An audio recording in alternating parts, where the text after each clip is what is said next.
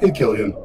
Wait, how did you get here? Well, I was in my space station, and while I was in my lab, the particle accelerator switched on, and a rift in space and time opened up, and long story short, I'm here. Oh, I think that might have been me. Sorry. That happens sometimes when I portal somewhere. They hate me at CERN. Hey, no problem. So what are you up to? Well, I was trying to think of something to do, so out of boredom I decided to think in freefall. Now you should try zero gravity. There's a lot less wind in space. Ah, good tip. So where exactly are we going? If my calculations are correct, when we reach the bottom of this void, it should take us straight to the gayest person that has ever existed in any realm of existence. Oh, to Milo Yiannopoulos or Ted Haggard? We're about to find out.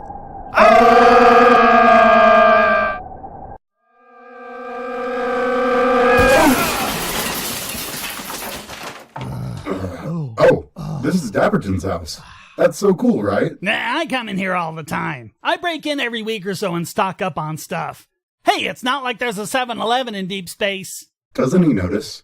He just thinks it's mice. Okay, hold on. Let me just adjust the portal. Fucking mice again. What the fuck? Ugh, that thing gives me a hangover. Oh, hey guys, what's up? Wait, that hit on the head gave me an idea. Let's make a video to introduce Status to the concept of anarcho-capitalism. Ooh, I'll get the camera. Wait, Reason, can you portal me back to my space station? I have Taqueritos in the microwave. Sure. Oh, that hurt.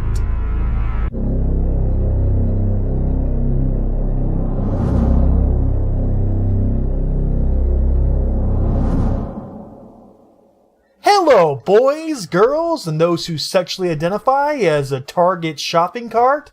I'm Mr. Dapperton. And I am Reason. And I'm Lord Killian, and this is an introduction to Anarcho-Capitalism.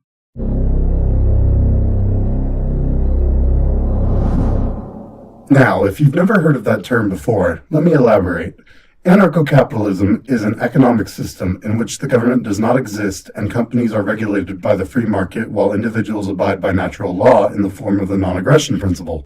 Aggression refers to initiating force or fraud against someone, or otherwise imposing costs on third parties. The state is a group of people who have the perceived legitimacy to initiate force over a certain geographical area. Since we don't believe that it's right for anyone to commit acts of aggression, and government is just a bunch of people, then we don't believe the government gets to commit acts of aggression either. Now, I know what you're thinking. Don't we already live in a capitalist society? Well, the answer is no. The society we live in today is called corporatism. You're probably wondering what the difference between corporatism and capitalism is. Well, in a capitalist society, you get to vote with your dollars. If you don't like what a business is doing, then all you have to do is not support it. And when enough people stop supporting that business, it will go bankrupt. That's called the free market regulating itself. But in a corporatist society, the state decides in part what companies deserve our business. Through regulation and subsidies, they pick winners and losers and dictate the terms of doing business. Bigger corporations buy power from the government through lobbying and kickbacks to have new regulations put in place that will choke the competition, or as economists call it, regulatory capture, while government uses taxes and central banking to prevent the market regulating itself. When a business is going bankrupt and government bails it out, that is corporatism. That's what America is becoming more and more of. A corporatist monstrosity, with government exercising more and more control, picking winners and losers, and making things more expensive for the consumer while forcing them to have fewer options.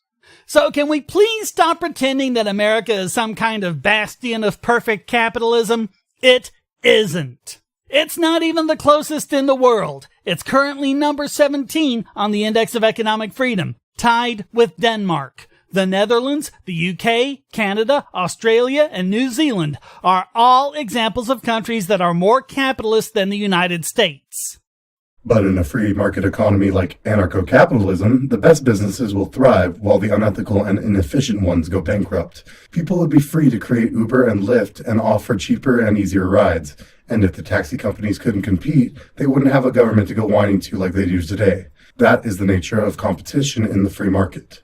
For a few minutes, I want you to look at the state as a business. It has a monopoly on the use of force, and you are forced to associate with it. Now, government also provides services like healthcare, food stamps, and police. You may agree that you want these services, but the state doesn't let you pick and choose. If you like food stamps, but not war, you still have to pay for both. And since the state doesn't let you take your money elsewhere, it is in fact stealing from you.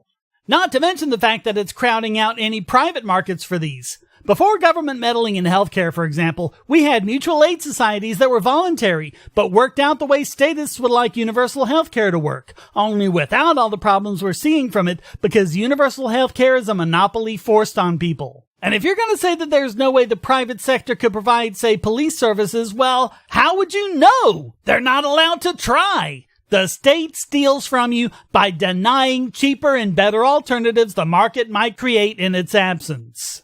The state steals from everyone. If you don't think they're stealing from you, then don't pay your taxes and see what happens.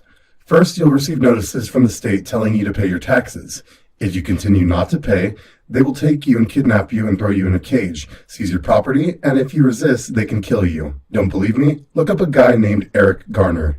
Now, I don't know about you, but that sounds a lot like theft and extortion by a criminal mob to me. The government is just one big gangbang, and we have to pay protection money to them, or they can kidnap you, steal from you, hold you for ransom, and kill you if you resist. Think about any time you have to deal with bureaucrats, whether it's the DMV or the Social Security office or paying a ticket at the courthouse or whatever. How easy or convenient do they make it for you? You have to fill out Form FS16-1982-J or whatever, instead of, say, simply going to a website like you do when you pay your credit card bill, or do anything else in the market. With a free market, there's competition, so they have to make it easier for you because you can always leave. With government, you don't have a choice.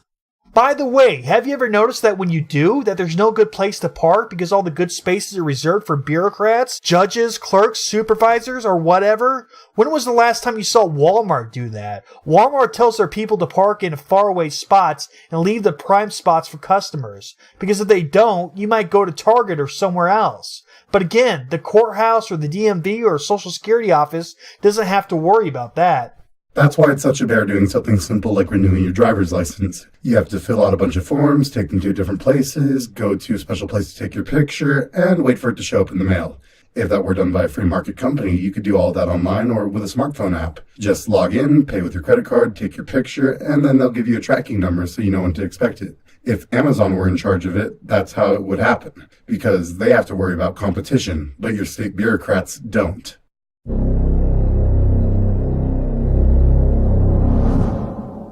Now, you may be wondering how anarcho-capitalism will work without government enforcing laws. Well, it's quite simple, actually. Libertarians base their ideals off a philosophical understanding derived from first principles called the non-aggression principle.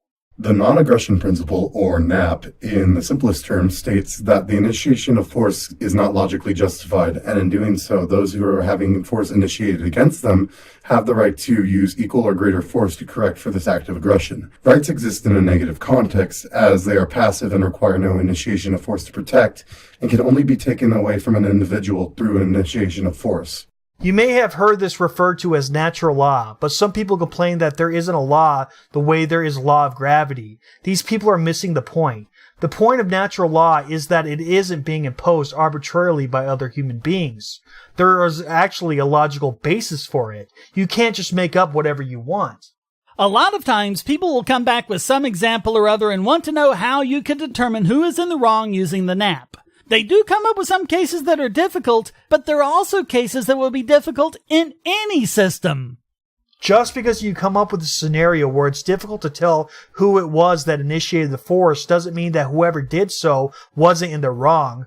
Problems of investigation are not problems of principle.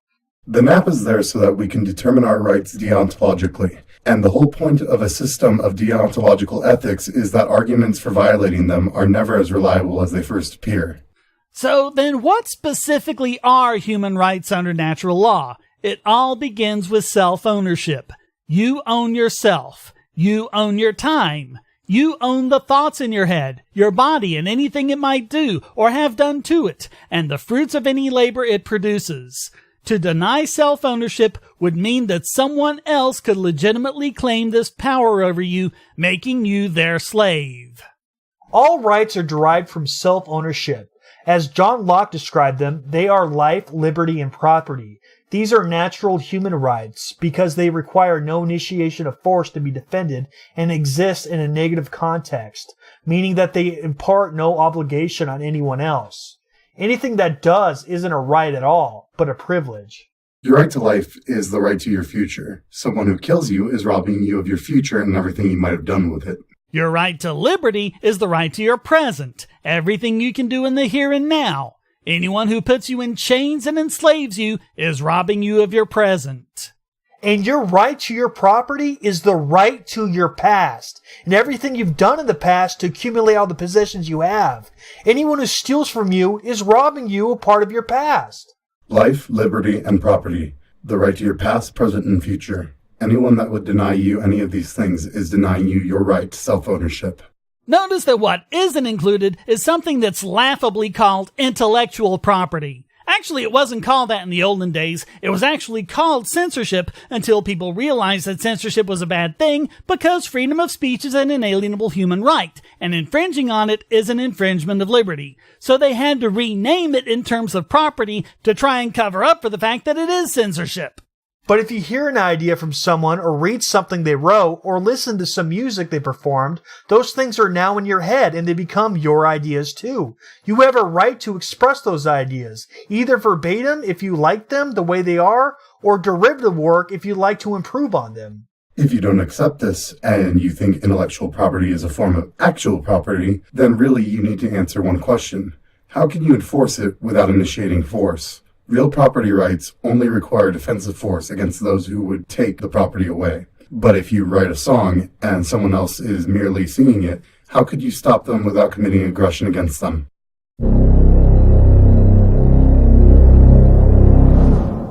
So let's answer some of the common arguments that statists have against anarcho-capitalism. But first, let's define statism. Since anarcho-capitalism is the consistent application of the non-aggression principle, a statist is someone who thinks that there is at least one issue somewhere where the initiation of force is justified. In other words, they think that force should be initiated if it's for something they agree with. Whoever would be initiating that force is a state, and generally they're given authority to do so over a certain geographical area, and statists will generally defend it on the basis of good intentions, focusing on that instead of the actual results of the policy they're promoting. But intentions don't matter, only actions and their consequences. One of the common arguments we hear from statists is, well, who will build the roads if there isn't a government? The funniest thing about this argument is it doesn't take consumer needs into mind. Along with that, the needs of businesses. To make it simple, if there were two supermarkets and one had a road to it and the other did not, which one would you go to? I know I would rather use a road than risk busting up my vehicle. The answer is right there. Competition is what makes this argument ridiculous, as there's a profit incentive to have a road that lets you get to that business. And if there are multiple businesses, they can pool their funds to make a larger interconnected road that would allow consumers to reach their businesses and buy their products. But let's think about something. What have government roads been but one massive subsidy to the gasoline-powered automobile industry? Without government roads, what would have happened? People wouldn't have just given up on the benefits of travel. They would build the roads themselves. Or if they didn't, then they might just plant crabgrass in the rights-of-way and get around on hovercraft. Or build people movers like Robert Heinlein wrote about. Just because government did things one way doesn't mean that's the only possible way of doing things, or even the best way. Another common argument is without police, how would you protect your property? Which is pretty funny, seeing as private property rights are passive and can only be deprived through the initiation of force, while the only thing that is required to maintain it is that no one attempts to initiate force to take it. Exactly. Property rights as a concept were created to protect people's property from the state. But just for an instant, let's humor this argument. How would private property be protected? Well, first of all, there's our natural right to keep and bear arms. We can do that to act in our own defense and defense of others like neighbors, co-workers, and family members. There's also the option of private security. Now, before you say that private security isn't as effective as state-provided police, I want you to see this. He looks and sounds like a cop. At least it's quiet today. And he and his fellow officers are certainly armed like cops, complete with canines. And when most people hear private security, what do they think? They think mall cop. No mall cops here. They are security officers with SEAL security. The Civic Association used to contract with the constable's office for a deputy to patrol the area. But now that it's gone with SEAL security, it has anywhere from 3 to 4 officers patrolling the streets at any given time and at half the cost. Also cut in half, the number of burglaries. And when a young mother in the neighborhood was recently stabbed multiple times in front of her children. Our guy just was on duty, routine patrol, comes around the corner, is flagged down, sees the assault, draws his weapon and breaks it up. It's great. I mean, I feel a lot better. Last month, my dad's car was broken into, and I've heard they've reduced the car thefts here by a significant amount. Increasing the neighborhood's sense of security. Now, as you can see, that not only are they more effective, but they cost 1/8 of that of a standard police officer, and they will be on site. Unlike police, who take a standard of 15 minutes to arrive, unless you're in a poor or minority area, in which case it could take several hours, if ever. And either way, when they get there, they'll just outline your body in chalk. I don't know about you, but it seems to me that the private sector does a better job on average than that of the state. And this brings up another statist argument. What's to keep one person from amassing a lot of guns or hiring mercenaries and waging war and taking over everything? First of all, it's going to cost a lot of money to do so whoever tries will be at an economic disadvantage. You'd also need to hope against hope that no one finds out what you're up to, which will be difficult as people notice that you don't have much money and that gun sales are going up all of a sudden. And what happens if you do manage to get all those guns? You're going to be dealing with an armed populace. Each and every door you kick down is likely to have an armed homeowner or 3 on the other side of it. You'd be outnumbered and outgunned. And what's going to happen once a bunch of your mercenaries get killed? The rest are going to say it's not worth it and just go home. Of course, in all of these different scenarios, we're assuming the criminal survives his attempt. But remember, people have the right to keep and bear arms, and enough of them would exercise that right that any criminal would be taking a big chance. Not even a mass shooter would have much of an opportunity. A guy named Davy Barker did a study of over 100 mass shootings and found that when the shooter was stopped by police, the average number of people killed was 14.29, but when stopped by an armed citizen, that number dropped to 1.8. So maybe now you understand why mass killings pretty much only happen in gun-free zones. The fact is, you would have to be 20 miles south of stupid to try something like that in an anarcho-capitalist society.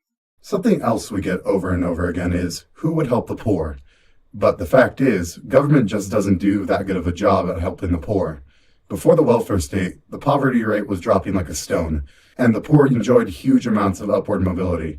The poor in one year were pretty much different people than the poor the next year, who were pretty much immigrants, young people, and other new entrants into the workforce. But Johnson's so-called Great Society with his wonderful welfare program stopped that in its tracks. The poverty rate is now a pretty consistent 15%, and we've also seen the destruction of a lot of private charities for the poor, including free clinics and charity hospitals. But let's consider the real issue. How much of our wealth is government soaking up? Government at all levels takes about 52% of the national income in taxes, fees, and so on. So already, we're left with just 48% of our purchasing power. But that's hardly the whole story. Government also robs from us through inflation. They've been doing it continuously since the Federal Reserve was created, such that a dollar is now only worth 4% of what it was then. But let's not go back that far. In fact, let's actually skip the 70s, since that was very much an unusual situation. So let's go all the way to 1988, the last year of the Reagan era, when the economy was doing pretty good.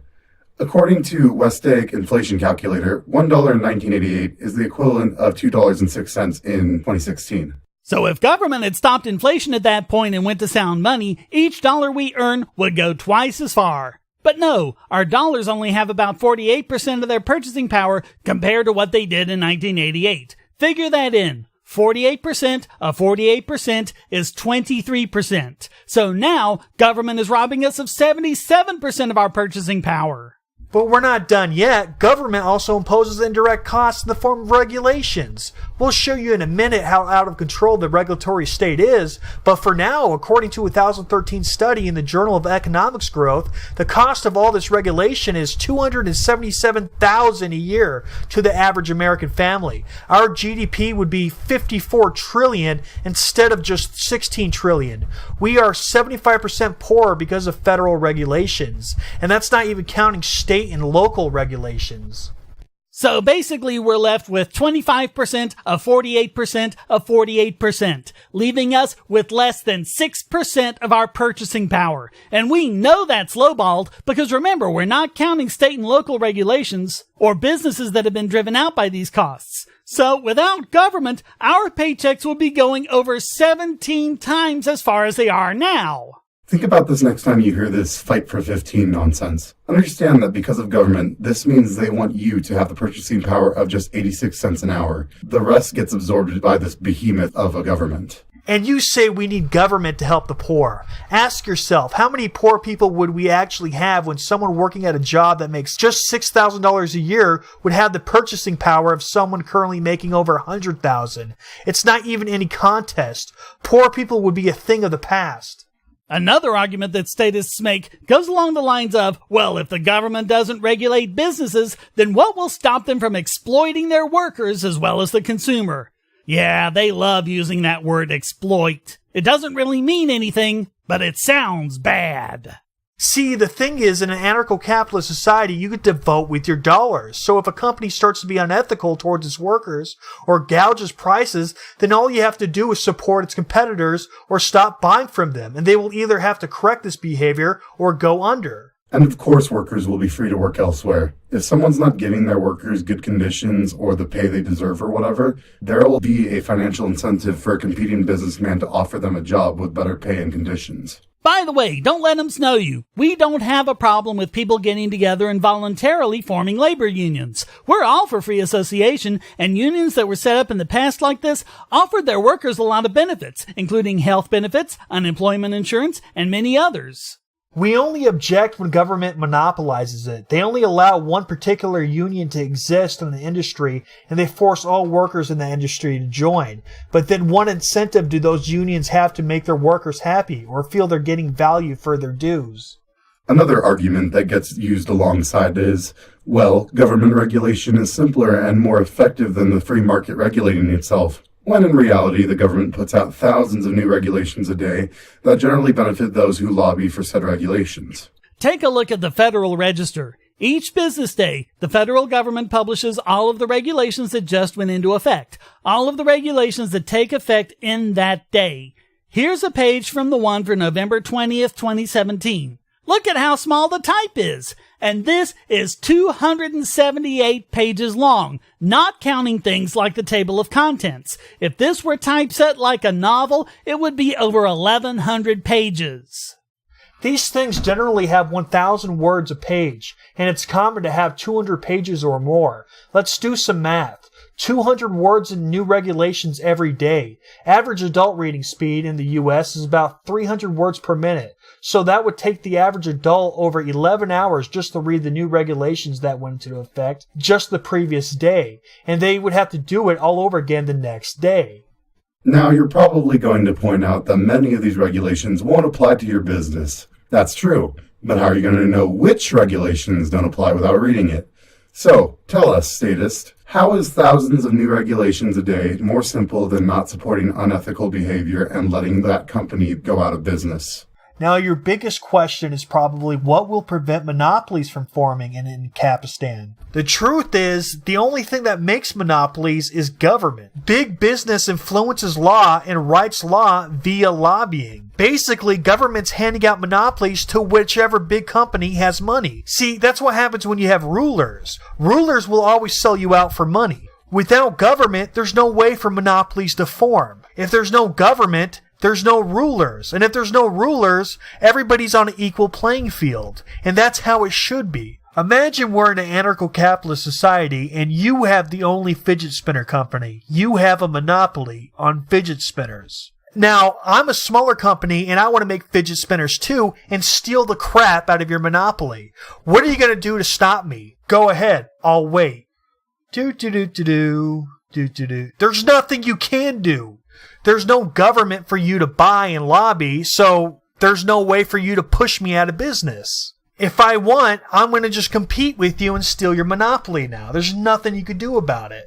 Now, a common argument is that the monopoly will just buy off any competitors that spring up. But if your business is at all successful, it'll be really attractive to competitors. How can you buy them all off without going bankrupt? Even if you tried, all it would do is create an incentive for even more competitors. Make a new fidget spinner company, and the monopoly will buy you out. Fast, easy money. Yes, all you'd be doing is creating a market for competitive startups. There's no way that's sustainable. Buy them off and they win. Don't buy them off and they still win. The truth is, monopolies could only form when there's somebody with a monopoly of power. So without government, that doesn't exist and there's nobody to divvy out power. And if there's no power being divvied out, there's nobody being exploited and everybody's on an equal playing field. You know, the way it should be. When you put all these arguments under simple observation and critical thinking, they aren't very logical and fall apart under the slightest criticism. And whatever arguments you may have, chances are we've already responded to it. So before you come in with your argument for the state, how about checking Google or YouTube to see if there's already a response? You can save us and you a lot of time that way. And please remember, we can't teach you economics in 140 characters. When we send you to all these other sources, it's because we want you to bone up on the basics so we can have an informed discussion. This has been an introduction to Anarcho-Capitalism. I'm Reason. And I'm Mr. Dapperton. And I'm Lord Killian. If you enjoyed the video, please like and share. Links to our sources along with our channels are in the description. And don't forget to subscribe to me. Dapperton! Fine, and my friends Lord Killian and Listen to Reason. Happy now, you little shit? And please support our channel so that we can keep producing more quality content. And I'll see you in the next video. Penis! I knew he was gonna say that.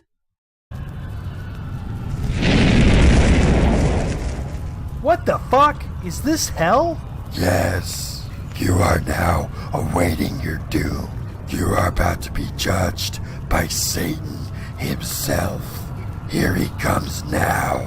It's my favorite group of bitch boys. Hoodie! Nigga! Why did you summon us? Yeah, why did you summon them? Because they did a collaboration video without you, sir. That's alright, I guess. As long as it wasn't an introduction to anarcho-capitalism. It was... Hoodie? I don't like the way you're looking at us.